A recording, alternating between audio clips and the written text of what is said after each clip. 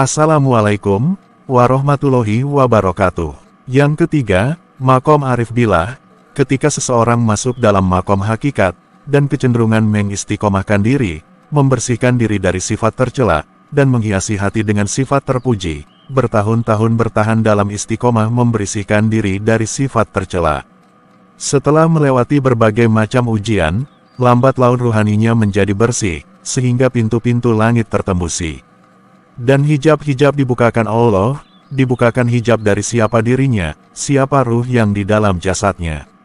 Siapa ruh yang di dalam dirinya di mana dulu tinggal, sebelum ditiupkan ke dalam janin, yang ada di kandungan ibunya, karena dibukakan, sehingga tahu kisah terpendam, kejadian sebelum dia masuk ke dalam janin dan lahir sebagai bayi.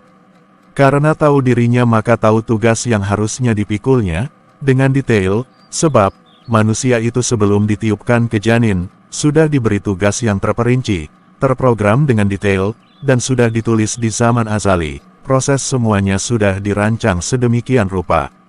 Bahkan sejak sebelum Nabi Adam diciptakan Allah, karena tahu itu, maka akhirnya dinamakan makrifat diri, atau arafa nafsahu, karena tahu tugas penciptaannya, dan tahu bagaimana Allah memprogramnya. Maka dinamakan tahu tentang program Allah sebelum Allah meniupkan ruhnya di dalam janin, karena tahu program itu, maka dinamakan makrifatullah. Jadi, makrifatullah itu bukan melihat Allah, tapi tahu semua yang Allah programkan, atas perjalanan hidupnya di dunia dan di akhirat kelak, dari semenjak hidup ini, sampai nanti setelah meninggal, bahkan dibukakan sampai sedetail-detailnya. Kalau sudah diperlihatkan rancang bangun semua perjalanannya, maka orang itu akan melangkah dengan pasti, tidak takut dan tidak sedih, karena arah yang akan terjadi sudah tahu dengan jelas, dan apa yang dirancangkan oleh Allah adalah rancangan paling sempurna. Orang yang ada di makom arif billah itu, juga mempengaruhi bentuk ibadahnya, karena sudah melihat rancangan Allah, maka dia sudah tidak lagi melihat nilai ibadah yang dilakukan, lahiriahnya dia yang beribadah, sebenarnya hakikat Allah yang melakukan semua, bahkan dia melihat dirinya seperti tak ada titik atau hilang sama sekali, tak ada apa-apa, semua adalah perbuatan Allah, semua adalah anugerah, semua adalah takdir dan ketentuan Allah, tubuh jasad, kesempatan ibadah, kesempatan hidup, dan apa saja semua adalah perbuatan Allah. Maka orang yang sudah begini, sudah tak lagi memandang nilai ibadahnya, dia tak melakukan apa-apa, yang melakukan semua adalah Allah, la wujud illallah, tidak ada wujud di awal, di tengah dan di akhir, kecuali wujud Allah, semua hanya Allah yang mutlak perbuatan dan wujudnya. Alam semesta raya ini tidak ada semua, kalau Allah tak menghendaki ada dan beredar semua diatur oleh pengaturan Allah.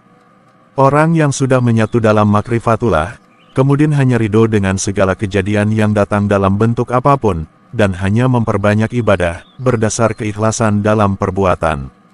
Tak akan sakit hati jika disakiti, dan tak akan kecewa atau kehilangan ketika ditipu atau diakali, sebab semua dikehendaki Allah terjadinya. Maka ketika melakukan, dan memutuskan segala sesuatu, dengan sendirinya akan memikirkan kejadian apa saja yang terjadi, dihubungkan dengan sebelum adanya dunia. Di dalam dunia, dan setelah dunia tak ada, semuanya dalam ruang lingkup takdir, dan kehendak Allah di dalamnya, ada Allah sebelum kejadian, sewaktu kejadian terjadi dan setelah kejadian selesai, semua terlingkupi oleh kekuasaan Allah, kehendak Allah.